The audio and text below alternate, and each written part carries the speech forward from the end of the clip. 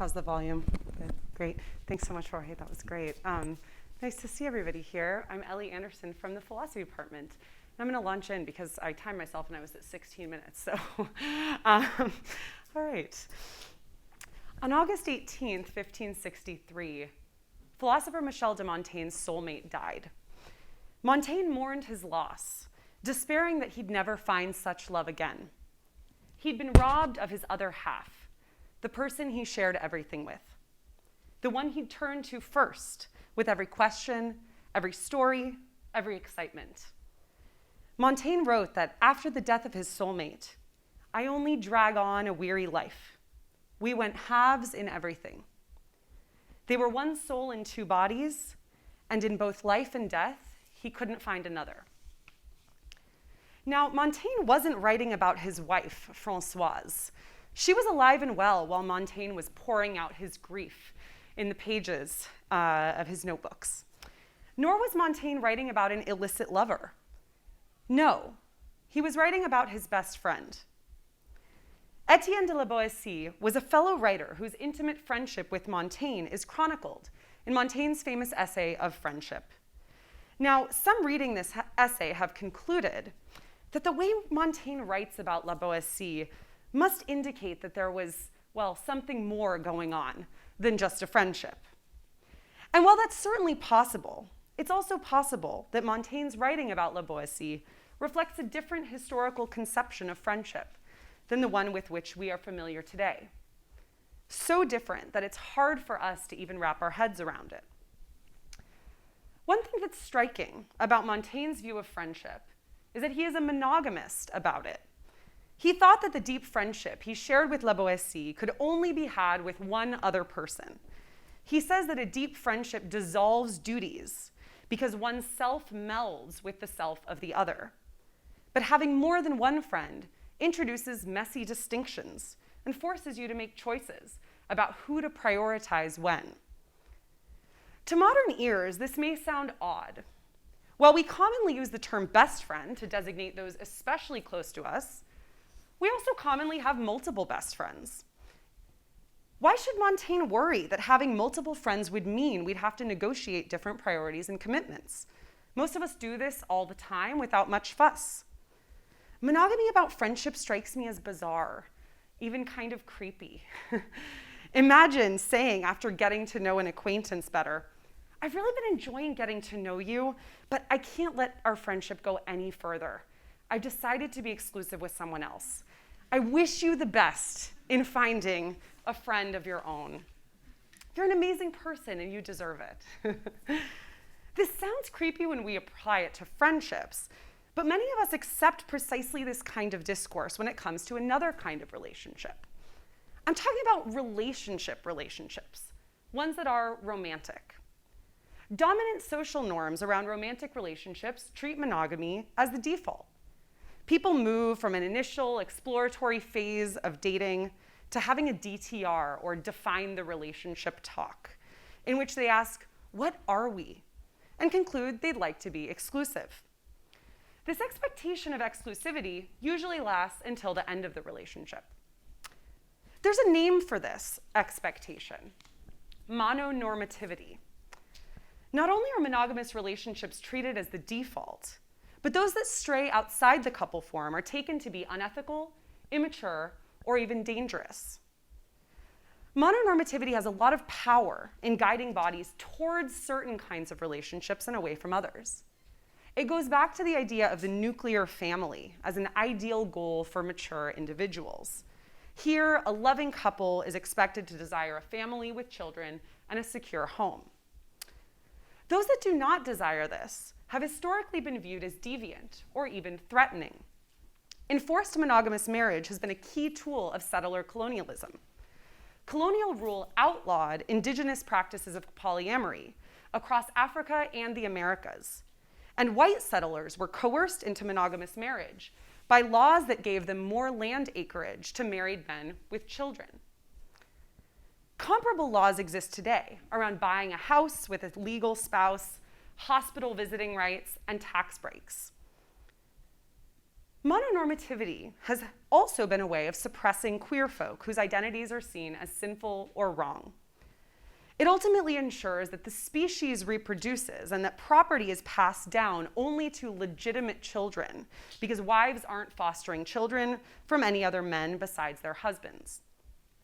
Monogamy is deeply tied to ensuring paternity, and so it's no surprise that historically it's been enforced far more for women than it has been for men. As you can see, mononormativity has been a powerful tool of biopolitical control. Monogamy has been useful for statecraft, colonial imperialism, and patriarchy. But does it foster the good life? Certainly, humans thrive when in close relationships with others. Physical touch, especially skin-to-skin contact with those close to us, releases oxytocin and helps regulate our nervous systems. Loving relationships are also much-needed sources of recognition, validation, and security. Psychologists grounded in attachment theory describe those closest to us as ideally providing a secure base and a safe haven. When we love, we sense the exciting tingle of possibility. The world feels open to us, and we feel affirmed by it. Intimacy is a good thing. If it's good to be in close relationships with others, the question becomes, why expect people to limit intimacy to a single partner? Why do we assume that we can only experience this life-affirming phenomenon with one person at a time, and ideally one person for all time? Philosophers have often tended to think that there's something intrinsic to romantic or erotic love that tends toward monogamy. In Plato's Symposium, Aristophanes recounts a myth of the origins of love, in which humans were originally circular, but then Zeus split us in two to punish us, and we go around seeking our other halves over the course of our lives. Medieval courtier Andreas Capellanus argued in the 12th century that love is uniquely oriented toward a singular other person. And the 19th century vaunted an ideal of romantic love as consummated in the bourgeois love match. And after that point, the expectation of sexual fidelity began to be applied more consistently to people of all genders. Yet more recently, monogamy has come under increasing fire. Bertrand Russell in the 1920s and Simone de Beauvoir in the 1940s argued that the equality of the sexes required free love. And polyamorous communities started to come out more into the open starting in the 1990s. A 2020 poll found that nearly half of millennials say their ideal relationship is non-monogamous. If we see intimacy as a good thing, then it seems strange to forbid those we love from experiencing as much of it as they'd like. And given monogamy's historical ties to patriarchy and settler colonialism, many are beginning to question whether the narrative we've been fed about the monogamous tendencies of romantic love is all that true. After all, many supposedly monogamous relationships are non-monogamous anyway, just clandestinely. 20% of American husbands and 13% of American wives admit to cheating on their spouses. And that's only the percentage that admit it, and that's the only percent that have had sex with other people. So we're leaving feelings out of it. And so when we think about that, right, we might think about how many others, right? Unrequited crushes, falling in love, etc. Many other couples live out long periods of their adult lives in quiet desperation over unsatisfying marriages. There are many benefits to pair bonding, but being part of a pair doesn't necessarily mean you have to be part of only a single pair. Even those who want to experience the tax benefits, social recognition, and comfort of being part of a couple don't necessarily need to renounce all others.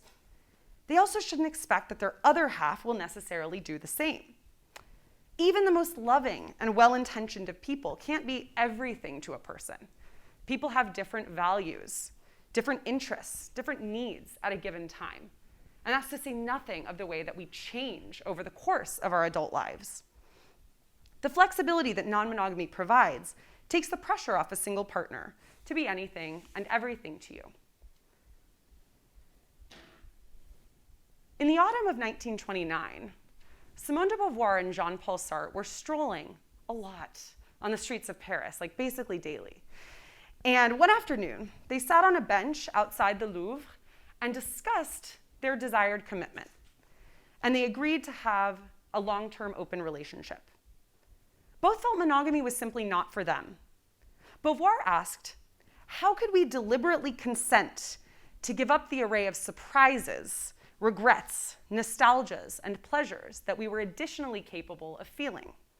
That is, why would she make a choice to constrain her life in such a way that she would cut herself off from a whole range of good and rich experiences? And why would she ask Sartre, whom she loved, to do that? Why not see what love's life had to offer? Beauvoir and Sartre's relationship is not ideal in every respect. They made some condemnable romantic choices over the course of their lives. But Beauvoir also writes of the many life-affirming joys of exploring other romantic relationships throughout her life, besides her bond with Sartre. Her whirlwind romance with American author Nelson Algren was one of the most formative experiences of her life. And her partnership with filmmaker Claude Lanzmann, director of the film Shoah, was a source of peace and contentment for them both. If Beauvoir hadn't had the freedom to explore these relationships, one wonders whether her life and her philosophy would have been as rich. One argument for monogamy is that it's what makes a relationship special. By choosing just one other person, we're singling them out and treating them as everything to us. In choosing Sartre, Beauvoir makes him feel important. But we don't treat other kinds of relationships as special only if they single another person out. It's routine for parents of multiple children to say that they love their children equally, and consider it a kind of moral failing if a parent has a favorite child. Although romantic love is different in key respects from parents' love for their children, I don't see why it needs to be different in this respect. Many people point to jealousy as evidence that romantic love is by nature monogamous. It feels absolutely horrible when your significant other flirts with someone else, let alone cheats on you with them. This isn't the case for friendship. It doesn't feel horrible, except maybe for Montaigne, when my best friend gets close to another friend. There's something about that icky feeling of feeling jealous at even a flicker of a romantic partner's crush on another person that's difficult to shake. It can make us feel like we've never been smaller.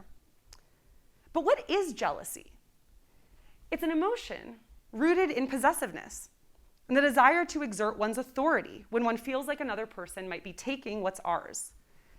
Although jealousy is common in romantic relationships, really thinking it through reveals that it depends on the strange idea that another person is your property. I also think it depends on the idea that we like to feel sovereign in another person's eyes. When we feel jealous, it's because we feel unimportant, and this feels like a betrayal. Much of this comes down to the idea that love is a limited resource for which individuals need to compete. But this idea isn't intrinsic to the experience of love. Love is not something that we have a certain amount to give that might run out. It's rather an emotionally laden way of valuing another person and your relationship with them. There's nothing about it that has to be limited to one person. Another argument for monogamy is that it's needed in order to protect one's partner because it hurts so many of us when our partners stray. But this suffering isn't a foregone conclusion. Exploring non-monogamy often initially involves quite a bit of suffering, including feelings of jealousy and inadequacy. Beauvoir's memoirs and novels are riddled with the details of suffering that an open relationship can cause. But this suffering often resolves once partners start to realize that their self-worth isn't determined by another person's faithfulness considered in such narrow terms. Many practitioners of polyamory note that feelings of jealousy ultimately give way to compersion, or the feeling of joy in a lover's relationships. Plus, when did we start believing that monogamous relationships don't cause pain and suffering? In many marriages, extramarital crushes and affairs cause pain because they run against the possessive expectations that individuals have been socially sanctioned to require. Some worry that non-monogamy means there's always a chance that your loved one will leave you for someone else that they prefer. But I find this a very bizarre idea. For one, there's always the chance in any relationship, including monogamous ones, that someone will find another and run off with them, leaving you in the dust. We can't control who our partners might fall in love with. It's just that monogamy pretends we can. But what's more, I think this worry largely falls away for many non-monogamous people. Monogamy makes us choose a single partner. Non-monogamy recognizes that we can have multiple partners, so it doesn't need to be a matter of weighing which one you'd most like to be with. The logic of comparing potential partners to one another is the logic of monogamy. Non-monogamy instead allows us to treat each person in each relationship as an irreplaceable encounter, because we're not just trying someone else on for size. By integrating the opportunity for multiple partners within their structure, non-monogamous relationships tend to put the focus more on the unique bonds people form, and less on whether someone fits better into pre-established categories than any possible other. I know I'm not the only one in the audience who watches The Bachelor. Based on the copious teasers for this week's episode, tonight we'll hear the lead, Clayton, admit that he is in love with 3 women. And I've also seen on the teaser that one of the contestants says, "He's in love with all 3 of us? How is that possible?" It's actually quite possible. And while the mononormative structure of the show will force Clayton to choose just one of the 3 women he loves, we might picture an alternative future where Clayton embraces polyamory and hopes that more than one of the women would go along with him on his journey of embracing the many experiences of romantic love that a life can hold. Beauvoir writes that our civilization has never known a love that was founded on equality. She's talking about patriarchal social scripts, but for her, the social scripts of monogamy are tied up with these. It's high time we consider them and begin to write a new narrative. If we look back on Montaigne's monogamous view of friendship with confusion, perhaps there will come a day when we'll also look back on mononormativity with a similar puzzlement. Thanks.